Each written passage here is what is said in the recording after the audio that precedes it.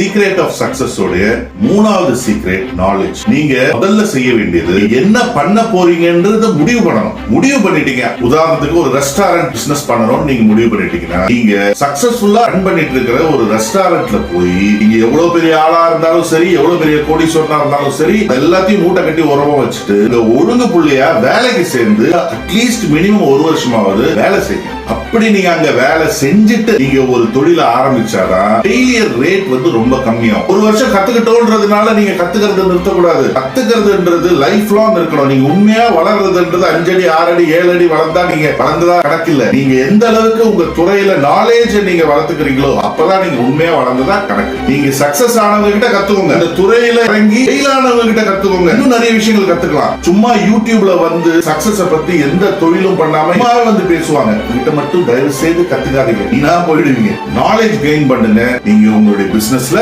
Success ஆகலாம்.